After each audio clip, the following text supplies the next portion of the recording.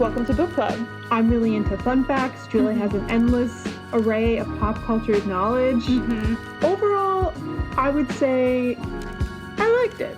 Something about the way she writes is like really concrete and immediate. Who is this man? Why is he in this costume? Like, why did he drop a squid? Like, you teased some juicy deets about the creation of this book. This is, again, what Victoria finds interesting, not what is actually most important about these people. What stories are we going to tell ourselves about this year? Welcome to the party. Welcome, guys. Welcome to Book Club. With Julia. And Victoria. We are two former roommates and lifelong friends who read a book and talk about it each episode. This is a podcast where we explore new perspectives and use books as a tool for personal and community growth. This week, we are reading Jane Eyre by Charlotte Bronte. And this book has been around for hundreds of years, but there will be spoilers. So if for some reason you haven't consumed any Jane Eyre content and don't want it spoiled, this is your official warning. Yeah, but if you're open to spoilers, we're here for it too. So welcome to the show. Welcome to the party. Welcome. Julie and I are remote recording. The first of forever. Yeah. Remote recording. Not forever. I'll come visit you and we'll record some episodes in person again. Absolutely. Yeah, it's funny to be recording this episode because this is a book that I read and fell in love with in high school, as a teenager, and I am back in my childhood home in which I read this book. So it's a bit weird, honestly. I feel like normally when we read books that I fell in love with as a kid, I have some kind of physical distance from it, but now I'm in the room where I read it, the room where it happened. And so I feel like it's much easier to get back into my teen Julia space. So this is going to be fun. Yeah.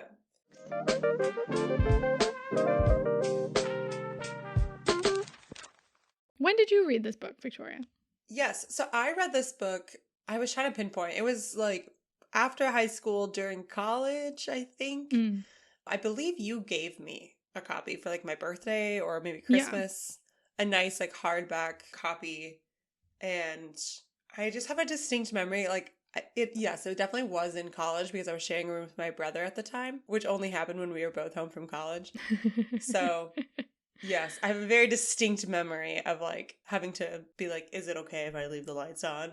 And reading late at night, whatever. We also you and I watched the 2011 film after I'd finished reading it the first time, and then we revisited it just last week and watched it together. So all of this feels very full circle. It's you're the only person I could do this episode with. Yeah. Because you're the only person that's related to my experience reading story. But I remember just being really drawn into Jane Eyre as a character.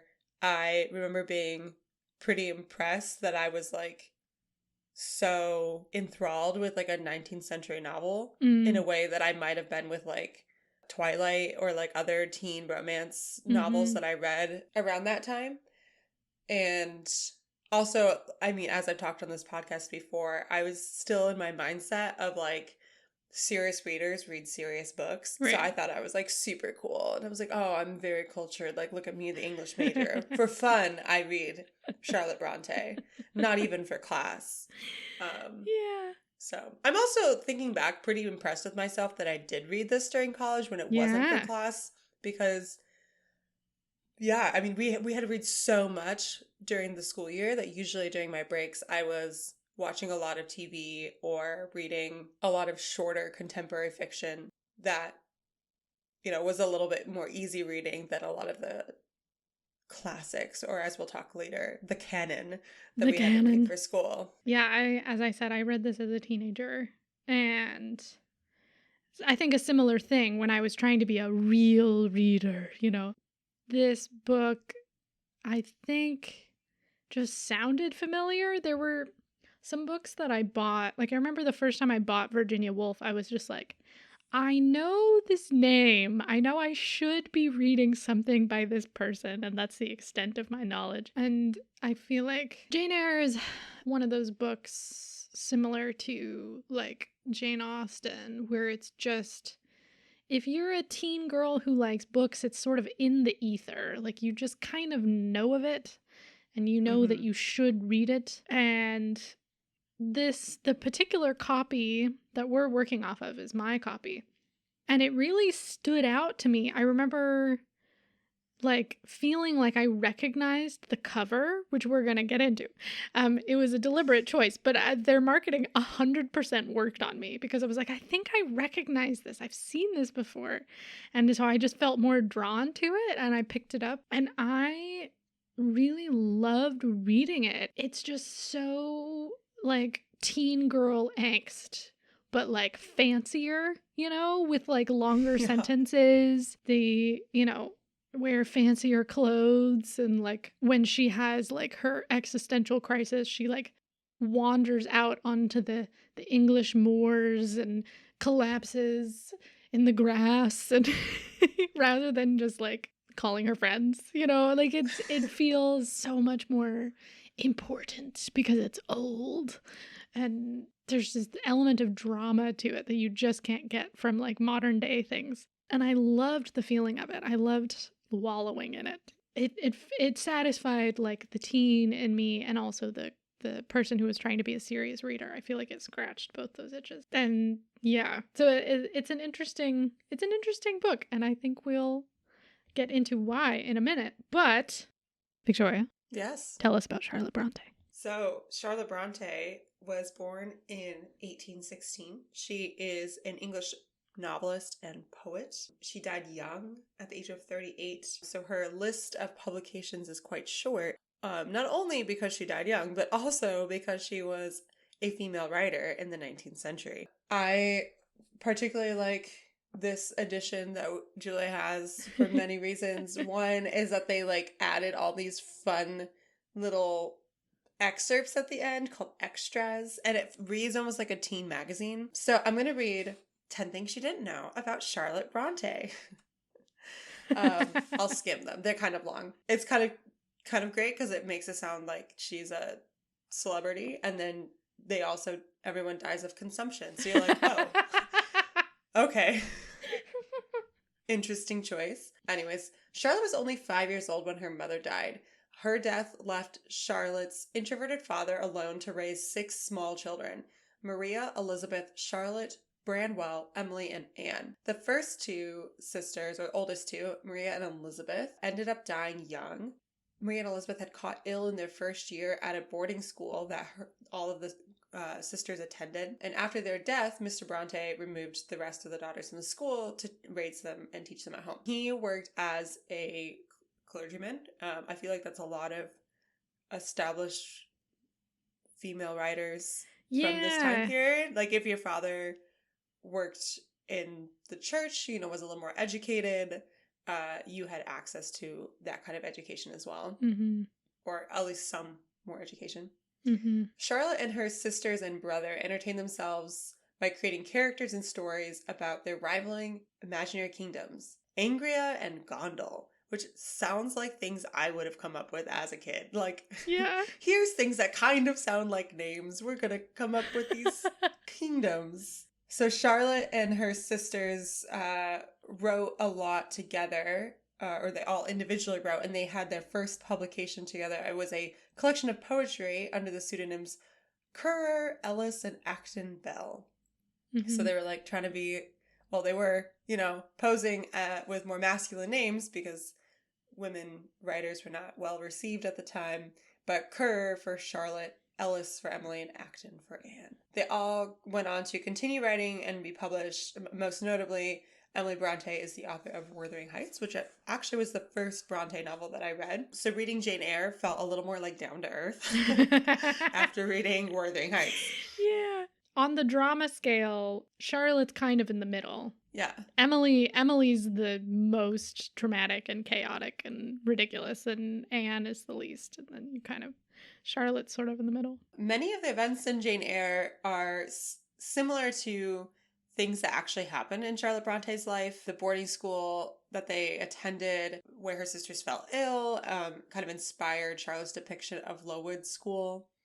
And Charlotte served as an assistant teacher and then as a governess, much like her character Jane. Charlotte moved to Brussels, Belgium, which I did not remember.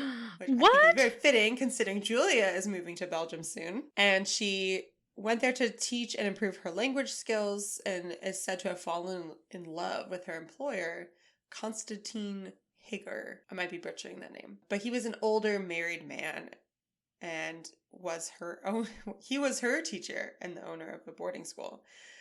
So her love was allegedly unrequited, but of course, as we know, her character, Jane, that she writes, had much more success. Charlotte's brother Branwell unfortunately took to drinking and using opium, and after unsuccessful attempts as a career artist, he kind of, just fell into addiction. While drunk one night, he knocked over a candle and set his bed on fire, and it was Charlotte's sister Emily who came and put out the fire with a jug of water. Similar as in Jane Eyre, though the reasoning is much more dramatic in the novel. Branwell ultimately died as a result of complications of his addictions at the age of 31. Man, everyone died young. Yeah. None of the Bronte sisters lived past the age of 40. Emily and Anne died from tuberculosis, also called consumption at the time. And it's not in this list, but I read other places online. Branwell, Emily, and Anne all died within like 8 or 9 months of each other. Whoa. Charlotte lost all of her siblings. Like, boom, boom, boom. So even though she outlived all of them, she only lived to be 38 years old. She married in 1854 and very quickly became pregnant with her first child, but she tragically died in 1855. The cause of her death is disputed.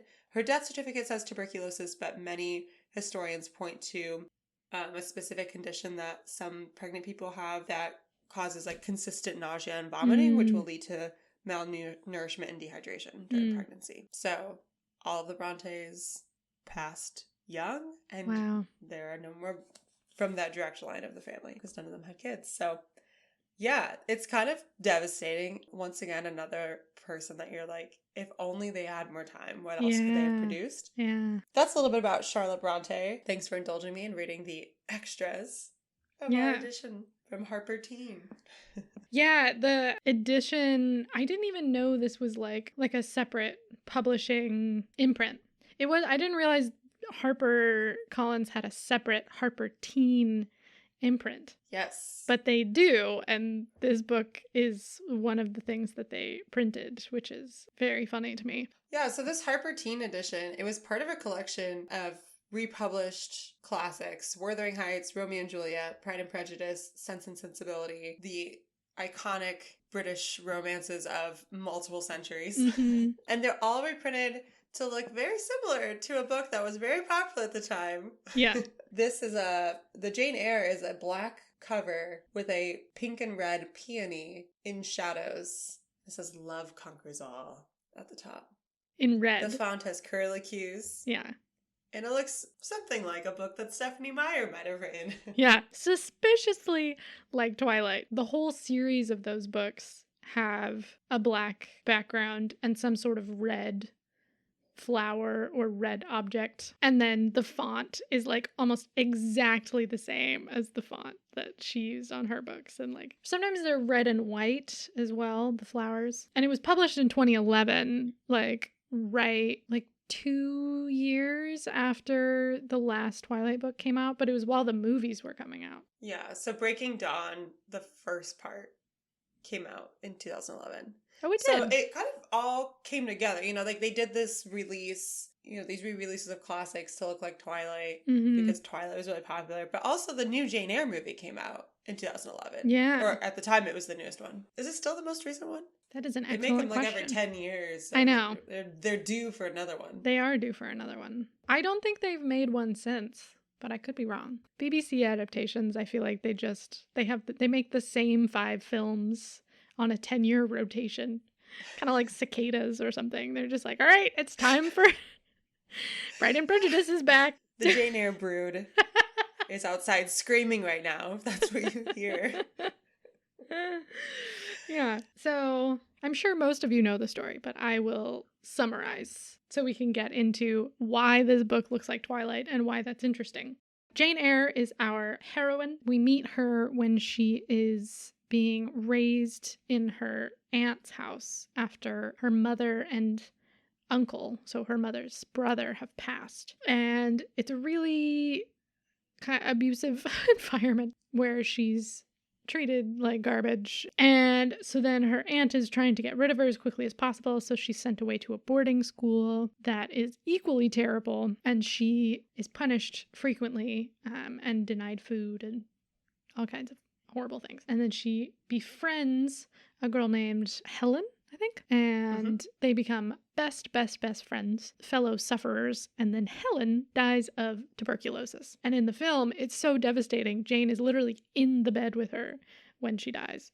And it's like, whew. And then because Jane has nowhere else to go, once she graduates and turns 18, she becomes a teacher there. And then she eventually gets a private tutor governess post for the ward of a man named Mr. Rochester, who's 40 or something. He's older, he's more well-established, very, very grumpy. And she moves to this creepy old house that sounds like it has a ghost in it. And everyone tells all these ghost stories. And she's like, ho, ho, ho. And all these weird things happen and things catch on fire and people get stabbed. And it's like, what? And she and Mr. Rochester develop this very bizarre, dramatic connection. Eventually, they decide that they're going to get married. And at the last possible second, she finds out that Mr. Rochester actually has a wife in his attic who has lost her mind and is homicidal. So Jane runs away into the moors and collapses and is crying in the rain. And she's found by this clergyman and his sisters, and they take her in, and she kind of gets to chill and hide away. And she starts teaching at a little girls' school. And then eventually, after she's become independently wealthy through a variety of circumstances, she goes back because she hears Mr. Rochester's voice on the wind calling her. She goes back. He's been blinded, but she's like, sweet, sign me up. And they get married. Well, also notably, his wife died in a fire. Yes. Yeah, he's no longer married at that point. Yeah, very important detail. Yeah, that's the story. It's so dramatic and depressing and creepy, and it's great. So if you don't get anything else out of this episode, just remember all the memes and references you hear about a crazy woman in the attic. They come from Jane Eyre. Yes, absolutely. Yeah. I always feel so in the know when I see references to the mad woman in the attic, and I'm like, oh, I know that. I am literary. I understand. Even though it's a very, very widely read book, but I'm in the know. I understand this one. Yeah. Nothing makes you feel more smug than understanding a vague literary meme that doesn't specify what book it's from, and you're like, I understand. You feel so powerful. It's absurd.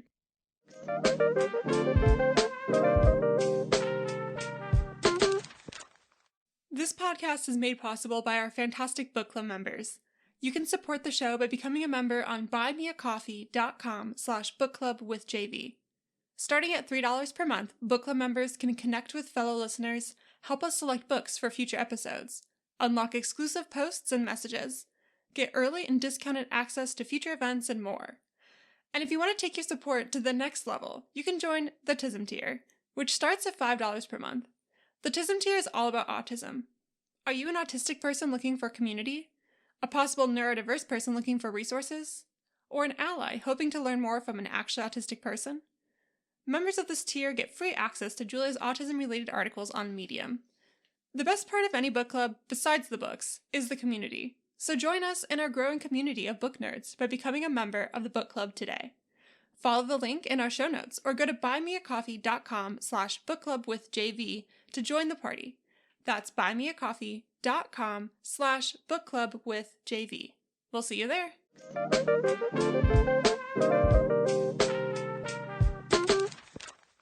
So, as I just described, this book is very dramatic. Jane is also 18 or 19 throughout most of the book. And Charlotte Bronte was also very young when she wrote it.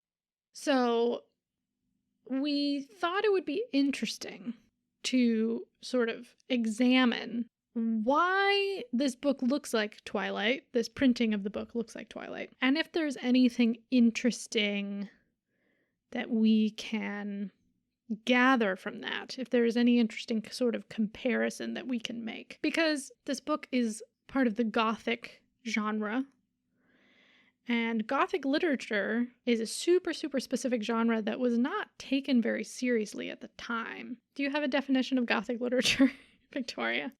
Yeah. The extras of our book has it. I'm so excited. Ingredients for a Gothic romance. Oh my god. So, you want to write a dark romance? Do you love ghosts, vampires, werewolves, and undying love? Sounds familiar. Do you get the Twilight vibes here at all? Yeah. Here are the ingredients that every Gothic romance should have. I'll summarize. I will not go into the deepest details they give. A dark, gloomy setting. A brooding, inscrutable man. A willful, irresistible heroine. An element of the mystical. An undying love. A rich sense of the history of Gothic romance. Plenty of ornate details, ominous symbols, and over-the-top events. So I would like to argue with this list that they used Gothic romance as an ingredient of Gothic romance. They did. Did you catch that? Yes. How do you know it's Gothic? Well, because it references Gothic literature. Yeah, it's like, what? Their explanation. Popular Gothic works today, such as Stephanie Meyer's Twilight, Lauren Cate's Fallen, and Cami Garcia and Margaret Stoll's Beautiful Creatures, are very much informed by works of the past, such as Wuthering Heights, Jane Eyre, and even Anne Radcliffe's The Mysteries of Udolpho. The more great examples you read, the better you'll be able to structure your own story. So The Mysteries of Udolpho Yes. is like the OG Gothic romance of the time, and it's actually referenced in Jane Austen. She sort of makes digs at it because it's just pure drama, pure angst, pure like there's a dramatic mystery around every corner and every old man is a murderer and like there's ghosts everywhere. You know, it's very like heightened, I guess. And Jane Austen literally wrote a whole book about this topic called Northanger Abbey, in which her main female character, she's kind of naive, and she starts reading Mysteries of Udolpho and similar novels. And she is invited to stay in this abbey with her friend, and she imagines that the owner of the estate like killed his wife, and she's like trying to solve this mystery, and there's ghosts in the attic, and she like, but then in the end, none of it's true. And so that's sort of Jane Austen's like reaction to Gothic literature. So even at the time, books like this were sort of looked down upon as like not real books because they're ridiculous. And then Charlotte and her sister come in and they're like, okay, yes, they're absurd, but also they can have a lot of meaning in them. And so both of them sort of played around with the tropes a little bit. And I think that's part of the reason why their works are still around today. So that's your little history of English literature lesson. Yeah, and I feel like that's kind of like like maybe another ingredient we could add to Gothic romance is that people don't take you seriously. Yeah. Like, you know, if back in the day, Jane Austen's making fun of the genre, and Jane Austen's kind of seen as like accepted and like widely read and affirmed literature as like this is good stuff. Yeah. And she's making fun of it. And then in like modern day, 10 years ago when Twilight was coming out and the movies were coming out, it was like childish and teenager and like wasn't taken seriously either. Well, I'm not going to get 100% behind Twilight and say like it is a must read for everyone who is serious about literature. Yeah. You don't have to read it. But I enjoyed reading it when I was younger, and I actually reread it just a few years ago and was surprised at how much I still enjoyed it. And like I was ready to like rip it apart. Yeah. And then part of me was like, I actually don't mind this. I enjoyed reading the first book in the series again. But I do think there are things that don't like translate in the Gothic. Like maybe it's part of the reason that it, because can be kind of like looked down upon or considered not serious, because there are some like very extreme elements in older 19th century Gothic literature and in present day literature. Yeah, so I don't know. I thought we could maybe get into like what doesn't translate in the Gothic romance, specifically Jane Eyre, to modern times. Because this genre feels very in the moment. Gothic literature to me feels like the result of the social structures of the time. And like when you're a young, like to be in that time, a young, educated woman, to be 18 years old, you basically have nothing, like you can't use your education for anything unless you want to be alone for your whole life. Like a lot of times if you became a governess, then that was like your fate. Like you couldn't really get married after that. And no one was really interested in what women thought or what they had to say. Like the literature that came before this, you know, the novel very much developed for women. You know, women were the ones who were reading it. And it started off mostly as histories and romances, but the more dramatic ones were the ones that did better because it was built in really extreme escapism of like women. No one was interested in their interior life, and they literally did nothing except raise children. Like run a home, and to have novels where there was this world where everything had a deeper meaning. Everything was more meaningful, and there were symbols everywhere, and like there were mysteries to be solved, you know, there's sort of puzzles and depth and meaning hidden around every corner, and a sense of weight and history to it as well. I think, yes, that kind of longing for escapism arising out of patriarchy still exists, but it's quite different. Like if you think about Twilight, in order to have the elements of Gothic literature, they had to manufacture this whole other world of vampires and werewolves in order to have those same elements. And then in order to have a guy who was really old, but also in high school. And then a lot of people, their main critique of Bella is that she doesn't have any personality. She doesn't have any defining characteristics. Like I don't know. So like, I think she had to sort of twist some things in order to make the genre work in present day in a way that like you don't have to do too much to Charlotte Bronte's life in order for it to become Jane Eyre. You don't have to do a lot, you know? Right. So yeah, but you read a modern day adaptation of Jane Eyre recently, right? Yes. So there's a graphic novel called Jane, based on the story of Jane Eyre. I was on a graphic novel kick last summer and just picked it up at the library. And funny, I even read the premise and did not catch on that this was Jane Eyre retold in modern day. It was literally called Jane. And it's like a lot of the same names. And I was like a quarter of the way in, I was like, this feels familiar. And then I was like, oh my gosh, this is Jane Eyre. I know what's going to happen now.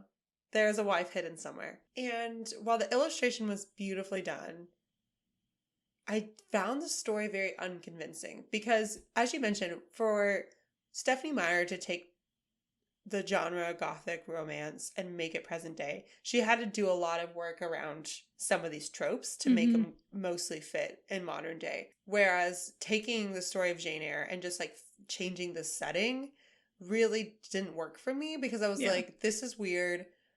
This young like college student is like in a relationship with this much older man. He seems really weird. He's like, it was like so many red flags that I'm like, this doesn't seem like a healthy relationship by any means. Yeah. The wife isn't like quote unquote crazy living in the attic. She's like somehow incapacitated. Like there's some sort of accident and she's like in a coma state. And I don't remember the details of like what he was doing to help her or what. Like she was on like life support basically. And that felt really like that's like a whole other thing Yeah, to that's talk very about. different. And yeah. And so then like the fire at the end isn't caused by the wife in the attic, but she's still victim to it. So So that's worse. I mean, yeah, it's like it's a lot. And it's Yeah. like, what? And that was like the big part that didn't fit for me is that in Jane Eyre, Bertha in the attic is kind of this larger than life character. Yeah. There's a lot we could talk about, and there's so much like feminist literary writing out there about how we can read Bertha and like this trope of like the crazy woman. So there's a lot more we could get into there. But at least in the world of Jane Eyre, it's like kind of way out there and spooky and whatever, but it fits. Whereas like making it modern day, it's either if they kept the mental health issues, it would be like this woman needs like support. Yeah. Yeah. Not to be locked up by herself. Yeah. But then to change it and make it like a like brain dead situation, it's like, well, then there's all this like end of life, like life support conversation that just didn't happen in the book. Yeah. In the graphic novel. At least that I remember. I read it in one sitting because it was like a short graphic novel. But anyway, so those are the things that I feel like didn't translate. You also have like the power dynamics, like I mentioned, of employer versus vulnerable employee. And in Jane Eyre, like it makes sense because it's the social structures of the time. Right. It's like Jane Eyre is completely dependent on the people she lives with. And that is kind of like her struggle through much of the book is like this sense of home and belonging that she's always looking for. But she's always subject to someone or works for them in some way. And so for Mr. Rochester to like offer her his hand in marriage, and like this is like a huge deal because it is a lifeline for her to have a sense of security. And it's even more devastating when she learns that he's married and can't like honestly marry her, and why she doesn't want to be his mistress. It's not just like I have moral qualms about that. It's like that is like social death to stay in a like compromising relationship at this time set in the 19th century. And so that stuff just doesn't translate today in many ways. Like the social structures of a Jane Eyre in our society, like if you put her in modern day New York City, like they did in the graphic novel, it doesn't pan out. It's like this woman has a lot more options. She's just like a young college student, but she's like making it fine. You know what I think might work? Because I like that you pointed that out, because with Jane, because she's a woman in her time, no matter where she goes, she's not in control of her money or her like free, like she can't just like choose what she wants to do. She doesn't really control her fate, you know, like she has to be reliant on someone no matter what. And so marriage to someone who actually respects her is a step out rather than a step into further like restriction. And she doesn't even end up marrying him until she becomes independently wealthy, which is something that sets Jane Eyre apart, that they actually separate for a while and she gets her own fortune and then comes back as like a free agent and is like, I still want you. You know, it's not just because she like has to marry him or it's the best option, but she wants to. So I wonder if a comparable story might be more along the lines of like someone who's undocumented in the US, you know, who legally does not have any control over their status or their money or their freedom, you know what I mean? Like they're just sort of at the mercy of whoever is helping them or housing them or, you know. And so marriage, like a green card marriage or something, would be a lifeline, would be a step towards freedom rather than away. I think that might be a closer comparison in terms of the power dynamic that's happening. Because, yeah, it doesn't really translate into just like a girl graduating college. You know, like it. Right. She could have her own career and make her own money. Why would she marry this man who has a wife? Like, that doesn't make any sense. Very, very different. And it's interesting, too, you pointed out that Jane comes into that financial independence, and it's like a big deal because then she finally has that control in her life. And it's like, it's not a small amount of money. And In the novel, it's 20,000 pounds, which in today's currency would be 2.42 million pounds, Wow. or $3.4 million. So nearly $3.5 million. Wow. And then she splits it, with her in the book. She finds out they're her cousins, which I feel like it's a random happening. Like, I guess it makes more sense in the location and time this is written in that you would be like, we're related. Who You're knew? like related to the 12 people who live in this region. Yeah, it's like more likely that you are related than you aren't. But I remember being so surprised, like, wait, what? They're her cousins too? So even though she splits it, she still has like nearly $1 million to herself. Or, Yeah. A hefty chunk. But that was only possible because she had an uncle who passed away, and it was like a benefactor in a way to her. Because again, she's not in a position in a society that would allow her to come into that kind of money on her own without this, wealthy individual giving it to her. Yeah.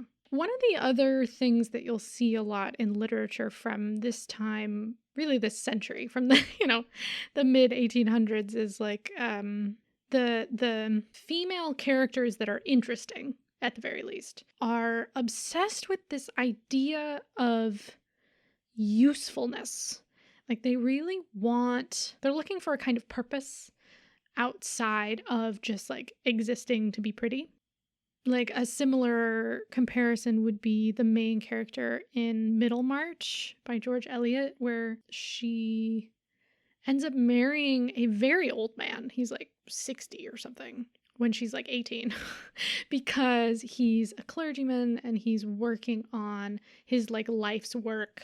He's writing this long thesis about something religious. I don't remember the topic. And she wants to be his like research assistant. The only way she could do that was through marriage for some reason. And so she's like, okay, I'll marry you in order to like have a job. And she's super excited because it feels like freedom to her that she like is gonna be able to do something useful. Even though to me that sounds like being trapped in a marriage to a very, very old man who she's going to have to serve and like run his house and like raise his children and all these weird things. To her, that sounds like freedom because she has a sense of purpose.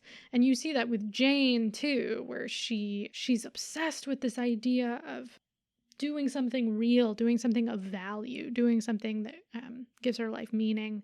And that's part of why she wants to marry Mr. Rochester, is she feels like he would trust her enough to like give her something to do. And particularly, she's like super stoked when he goes blind because she's like, oh, yes, more work. She's like so excited that she needs to like read things for him and walk him around the house, and that she's like in the most powerful position in their relationship because she wants to like serve him all the time. And it sounds very bizarre to someone from our time, by our standards of freedom, but I think that was kind of a radical idea at the time, that you could trust a woman with something so important, with important ideas, and with that much responsibility even. Because a lot of the female heroes of novels of the time, pre-Gothic literature, were like, their only concern was being good enough and tamed enough, that their morals would sort of keep them mellow enough in order to get married. It was all about like taming women in order for them to be married off and getting their morals right. It was all very moral. Whereas Gothic literature is like, you gotta defeat the ghosts and find the murderer and solve the mystery, and there's this bigger sense of purpose. So, and I think with Twilight, you can sort of see that in her desire to become a vampire. That's like her whole thing, is she wants more power and she wants more purpose for herself. And it's an interesting way to translate that to something supernatural. But yeah, Charlotte Bronte does a good job of like taking the kinds of novels that you were seeing at the time and giving them the right amount of angst and the right amount of what to her would feel like feminism. in that Jane is a bit wild. And there's this very famous essay called Mad Woman in the Attic. Some of the foundational feminist literary criticism out of IU? U of I? IU. Indiana, yeah. Indiana University, where they make this argument that Jane and Bertha are sort of, that the Mad Woman in the Attic is Jane, and that they're this sort of two sides of the same person, and that you've got to like let that the Mad Woman free in order to like have all your power. And so there is like, I think that's part of why this book has survived. And why I think the genre has survived in its own way, but I think the spiritual successor of the genre is those kind of teen girl books where the girl is looking for some sense of power in her life, and she's looking for meaning and depth and symbolism, you know, outside of the very low expectations that have been placed on her. And the literature that often gets kind of scorned as well for being too dramatic. Yeah, I definitely think it's the themes that holds up in this book and what makes the genre something that so many of us want to return to, and that authors will continue writing in that theme. Like you said, kind of that sense for meaning and purpose, that sense of belonging, I think is especially relevant to teen girls. You know, we're just like looking to belong somewhere. With a person, with a community, with other people. And then the love decisions, the decisions about love that Jane is making when she realizes that Rochester's already married. She's like, I don't want to compromise my morals and values. Like, you still get those kind of like morals. That kind of element of Christian morals is throughout the book in some ways. Though she's like, oh, I really love this person. So she ends up leaving and like removes herself from the situation. And then when St. John, spelled St. John, pronounced St. John, I don't get it. What she finds out is her cousin, who she goes and lives with. When he proposes, she's like, okay, so I would have the security and I would get to travel. That's kind of cool. Because he's going off to India to be a missionary. But she realizes, like, I don't love him. And while I would be gaining some freedoms, I would be losing all chance of, like, having a meaningful romantic relationship in my life. And so she says no to him. And so when she goes back to Rochester, at this point, he's no longer married. And she, like you said, she's financially independent. She's got this, like, kind of power over him in some ways. Like, she's needed more now. He's more dependent on her than she is dependent on him. And so she kind of gets like the win-win-win of like, she's in line with her morals and values. She doesn't have to compromise her sense of self. And she gets like actually fulfilling meaningful love in her life. And like, that's kind of like the ultimate win for her. And it works out. And it's like, I think that's what's so appealing about this love story is while you find fault with the characters and like some of the plot points are like, okay, like that wouldn't happen in my life or whatever. You can still relate, many of us can relate to wanting to like be our true selves and find a sense of belonging and meaningful relationships. Yeah. And sometimes as a teen girl, you just need to wallow in the angst. You know, you need to like... you just need to find a mower and throw yourself into the grass. Yes, absolutely. Like sometimes...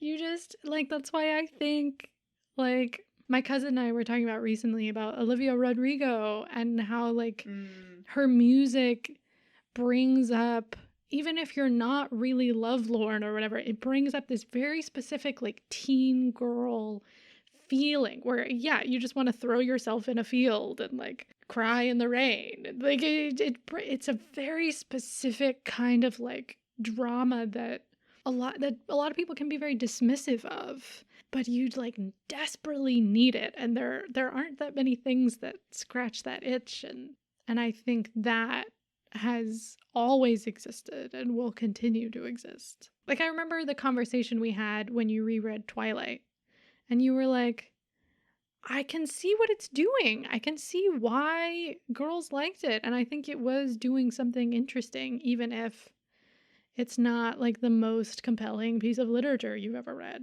No, I think that's like right on when it comes to like the importance of having books like this as required reading, constantly coming up in the literary canon of sorts. I mean, we'll get into issues with the canon with some time that we have left in this episode, but the fact that this made it in to those like frequently read and recommended and required reading lists in school or otherwise, I think is really important because it does showcase an element that is often like forgotten, overlooked, or criticized by a predominantly male canon of authors and literary figures, and gives some validity to many female experiences, especially for young women. Yeah, it's interesting too that, you know, a book this like was really popular when it was published too, which I think is really fascinating because there's so much classic literature that they're like, oh, and this man died penniless. No one read his work until like after he died, and then he became famous and people thought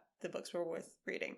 But like this was like an instant hit. Like everyone was like, who wrote Jane Eyre? We want to know. Like, and then Charlotte Bronte like put herself out there, and then she was like welcomed by many into literary circles, and there's like accounts of her visiting with other prominent authors of the time and like being invited to the table. And I don't know, I get jazzed reading stuff like that it's like it's not just us like now being like, oh, it's important, we should, you know, make amends for criticizing it early on, but it's like, oh no, it was important then, and it is still doing something important now.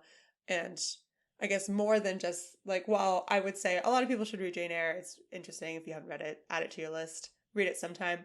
I think more importantly is add more younger voices to your reading list. Not only young authors, or not only young protagonists, but also young authors writing. There's a lot of important stuff out there, which we're not the first to say it. There's so many people in like the YA world who are like speaking about the importance of reading YA fiction beyond your teenage years and what it can offer the whole book world in general. But just add my voice to the pile. Yeah. I was wondering, like, why, like, I can understand why the book was very popular at the time, right? Because, like, in a similar way that I can understand why, like, Taylor Swift is very popular. Like, this kind of feeling, you know, women were the primary audience of novels at the time.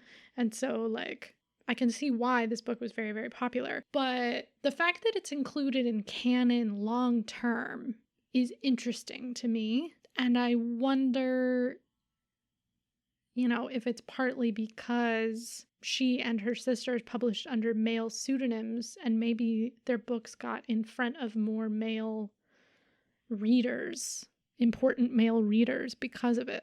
I don't know. This is pure speculation, but it makes me curious. One thing I think would be worth looking into that we could speak more specifically to is how prevalent was Jane Eyre pre like 1960s, 70s feminist literature, like the feminist theory. Good point. Because I could see like there was a big push in that time to get more women in the quote unquote canon. We should have said what we meant up top. If you haven't heard the phrase canon before, when it comes to literature, it's kind of like the greatest hits list that is considered like deemed suitable for academic study. So it's not just like what's popular, but it's like when you go and study literature, whether it's in grade school, high school, college, advanced degrees, like what is considered like you have to study this if you're going to study literature. What makes it into the Norton anthologies? Yeah. Is a good metric. Yeah, the Norton anthologies are like huge in English literature world. So yeah, I am curious if Jane Eyre was popular at the time and it got a resurgence with feminist theory, or if it was like for a long time it's like, okay, we should have like one woman in here. We'll take Jane or like one or two. We'll take Jane Austen and Charlotte Bronte and like leave it there. I could also see because it's, I don't know, this is my 2 cents. Someone could probably debate against me easily, but it's like, quote unquote, more acceptable. You know, like, oh, we're reading a woman from the 19th century. Like, we're checking the box of reading a woman versus reading more contemporary feminist literature or just female authors in general. And specifically, like, this is just another, like, white British woman as well. Right. Like, who was, like, more educated and in some semblance of privilege in her life. So, I don't know, you're putting together a syllabus, you know, what can make the cut easier? Probably Charlotte Bronte over, like, Toni Morrison, Maya Angelou, like, something that's more contemporary and quote-unquote controversial. Niche. Yeah, niche. Yeah. To use the worst word possible. Yeah, it's funny how we, like, as popular things get older, they become more serious, you know? Like, Charles Dickens was hugely popular. It took 100 years before he was treated as, like, a very, very serious, this is a serious book that you read, you know, even though he wrote, like, the most ridiculous characters possible and was, like, trying to make you laugh. And the books are so long because they're meant to be read as, like, you know, serial, like in the way that we might watch, you know, Law and Order or something, you know what I mean? But because it's old, it's more serious. And so, you know, we can read that. Yeah, it's fascinating to me. You had mentioned that there is a true love quiz in this Harper Teen copy, and I'm very excited about it. Okay, I think this is a perfect way to close out this episode. We're going to see how we measure up against Jane Eyre. What would you do in the name of love? Quiz! I'm going to do terribly. It's also very heteronormative, so here we go. Okay. Your boyfriend wants to go see the newest action flick this Thursday, but you usually have dinner with your girlfriends on Thursday night. You, A, ditch your friends. You have dinner together every Thursday. They won't miss you this once. B, tell your boyfriend you'll go on Friday because Thursday nights are sacred. C, invite your guy along for dinner and tell him if there's a late showing of the movie, you'd be up for it. B. I mean, it depends on how good of friends he is with my friends. Right. Like, if this is, like, my actual life right now. Varun would probably be included in the dinner. Yeah. Though, maybe more, like, B, honestly. Because it's, like, if it's, like, with my girlfriends, like, it's, like, a girls' night kind of deal. It's, like, dude, we can hang later. So we both say B. 2. Your crush's birthday is coming up. You've liked him for a year, but as far as you know, he sees you as just a fun friend. On his birthday, you... A, make sure to pass by his locker in between classes and give him a big smile and a happy birthday. B, make him a playlist of some of your favorite new songs and wink at him as you unzip his backpack to give it to him. C, camp out on his front lawn to serenade him as he leaves for school. You spent the past month learning how to play his favorite song on the guitar. Jesus Christ. I'm going to say A. I think A sounds like... I don't even think I would do that, though. I think I would sit across the room and, like, stare periodically and be like, a birthday. A birthday. I don't want to put A. Okay. It depends on how well we know each other. 3. It's spring of senior year, and you just got a nice big pile of college acceptances. You got into your dream school with a full scholarship, but your boyfriend, unfortunately, did not. Fuck him. A. College is college, right? We can just go to the state school we both got into. B. There's no way I'm passing up on my dream acceptance and all that money for my boyfriend. We can visit on holidays. C. I'll talk to my boyfriend about applying to that rolling admission state school that's near my dream college. Either way, things will work out the way they're supposed to. ... B. Yeah, B. Like, what? We're also doing this as, like, 25-year-old women. I know. Like, psh, don't go anywhere for anyone for college. Okay, but to be fair, because I'm trying to get into the mindset of 17-year-old Julia. 17-year-old Julia would do the same thing. I was so confused when people who were couples tried to go to the same school as each other. I was like, you don't even like that school. You're going to break up in a year. Why are you going? Pretty quickly in high school, I was like, I'm leaving the state for college. And then not long after that, I'm like, I'm not going to date anymore in high school. Like, I'm leaving. I'm not taking anyone with me. Yeah. Okay. 4, your boyfriend wants to whisk you away for a romantic weekend vacation, but you've already promised your parents and your little sister that you'd go with them on the family beach vacation. What do you do? A. Ditch the rents. A family vacation would have been boring anyway. B. If the weekend getaway is in Paris or Tahiti, you'll go with your boyfriend. Can't miss out on an opportunity like that. But otherwise, you'd feel guilty going back on family plans. C. Tell him, sorry, family comes first. Another time. Probably B. Yeah? Yeah, depends on the location. Yeah. I also add, like, our families lived fairly close to the beach. You know, like a couple hours drive. So, like, in my mind, I'm like, oh, it's like a beach weekend. You know, like, we're just going for a little bit. Not like a full-blown vacation. But also, a lot of these, I mean, it is very Jane Eyre-esque. Like, this is the moment. It's all or nothing. Because I'm like, what? If he wants to take me on a vacation, it doesn't say he planned it. Like, we can pick a different weekend. Yeah. Yeah. Yeah. For a lot of these, I'm like, ¿por qué no los dos? Like, I'm just like, this seems like a false dichotomy. Yeah. It's like, when he wants to go see the newest action flick, but it's like, they show movies more than once. Yeah. Like, they show them every day, multiple times. Yeah. I guess if it's like, you know, the premiere, but even then, nowadays, it's like, do you want to go to the 8 p.m. premiere, the 10 p.m. premiere, or the midnight premiere? Yeah. Okay. The guy you've been dating is away on a school trip and won't be back for a couple of days. Because you miss him, you, A, listen to the songs that remind you of him, and then listen to some happy songs since all this moping is making you depressed. B, spend extra time hanging out with your friends and just generally keeping busy. C, head over to his house to hang out with his family. Being around them really reminds you of him. When I miss people, I do listen to music. That sounds like something that I would do.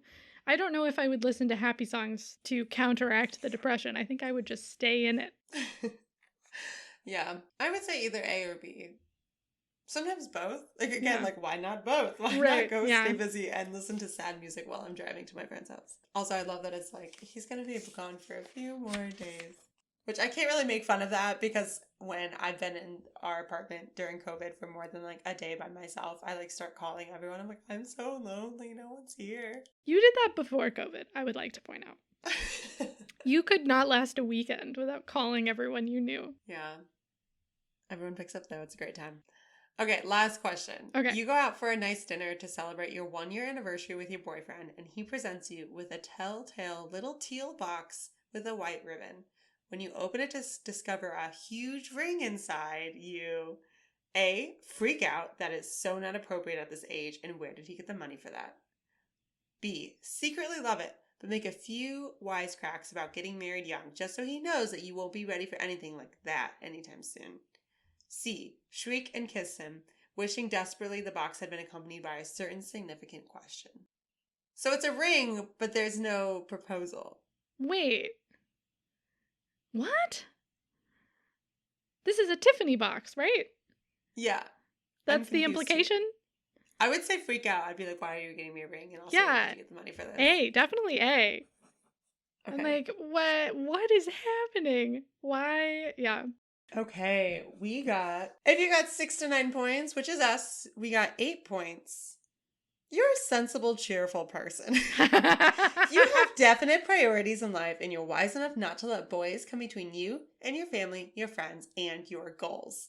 But be careful that you aren't being too sensible. Remember that Jane almost accepts St. John's proposal just because it seems practical, but leaves for Thornfield on impulse when she feels Mr. Rochester calling her. It turns out that being impulsive every once in a while doesn't hurt. That's not terrible, actually. No, I'm actually quite content with it. That sounds actually very much like me. Most of these quizzes, you're like, oh, okay, sure, whatever. I'm like, yeah, that's pretty right. Yeah. Sometimes I need a little push to be a little more impulsive. Yeah. If we had been in the opposite, if we'd scored on the high end, 14 to 18 points, you're a true romantic. You feel everything very deeply, and you don't understand people who don't make sacrifices for love. Jane would commend you on your loyalty and passion. But be careful. Remember the truth Jane discovered about Mr. Rochester's past when she let him rush her to the altar. Make sure you're well informed before making any drastic decisions. So all in all, it doesn't like commend anyone. Yeah. For like one way is better than all the others. I think that's a good, pretty good quiz. Pretty good way to go. This has been really fun to revisit this book. And kudos to the team at Harper Teen for putting together that fun extra bonus material. Yeah. Honestly, I think they did a great job. Yeah. I didn't read any of it at the time, but their marketing strategy absolutely worked. So, good job, HarperCollins team.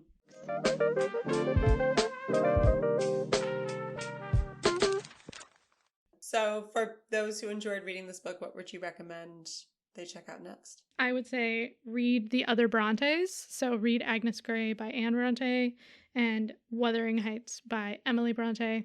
And then the other book I mentioned is Middlemarch by George Eliot. That she is another woman who published under a male pseudonym and never changed it. So, she's still as George Eliot. But yeah.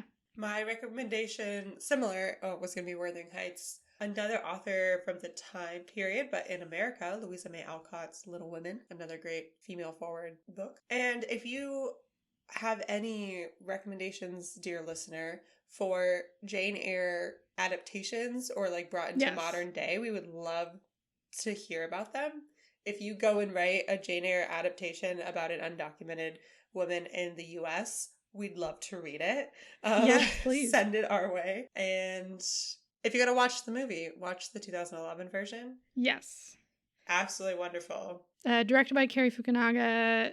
Main actors are Michael Fassbender and Mia Wasikowska, and they are incredible. It's one of my favorite, honestly, one of my favorite films. I would watch that one a lot. It's lit by 2 candles.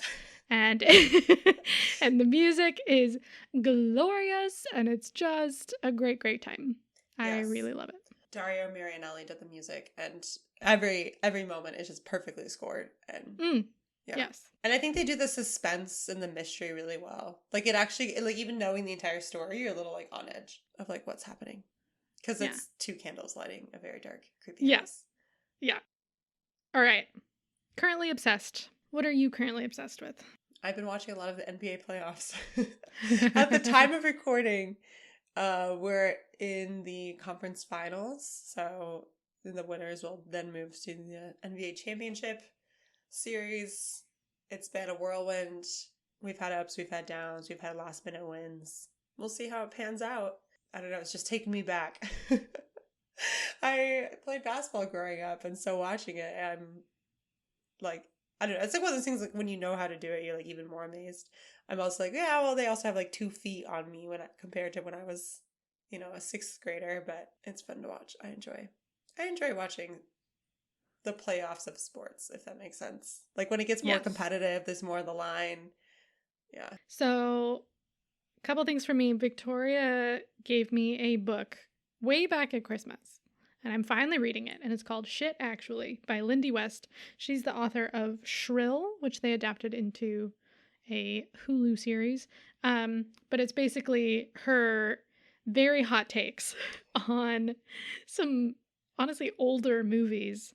And it feels like she's sort of live tweeting the movies, and you're like, or watching them with her. And it's very, very funny. So I'm enjoying that. Tyler, the Creator, has a new album called Call Me If You Get Lost that I am thoroughly enjoying. And then something I've gotten into very recently is this YouTube channel. I think the channel is called Baumgartner Conservation. And it's this guy, he's like an art conservationist who has his own like private studio with like private clients, rather than working for like a museum. And so he films himself fixing these really old paintings, and then he does a voiceover and he narrates like his process of what he's doing. That's so cool. And they are fascinating, and I am enjoying them so much. They're also very soothing. His voice is very calm, and so it's nice to watch in the evening, but it's like so cool. He, it's like part chemistry and part art and part like workshop. I don't know. It's a good time. So yeah, I'll link one of my favorite ones in the show notes. Yeah. So yeah, that's the end of the episode. Insert outro here. Thanks for joining us for this episode of Book Club with Julia and Victoria. Chime in with your own thoughts and recommendations on Instagram at Book Club with JV or through the contact form on our website, www.bookclubwithjv.com. Our website is also where you can find show notes for this episode, which include links to any of the recommendations we gave or other tidbits we mentioned. Make sure to follow us on Spotify, Apple Podcasts, or wherever you're currently listening, and leave us a 5-star review on Apple while you're there. This episode was co-hosted and produced by myself, Victoria Bruick, along with Julia Clausen. Our music is composed by Greg Bruick. Our logo was designed by Gabby Febland, and Rebecca Gesney is our project manager. We'll catch you all on our next episode. Happy reading!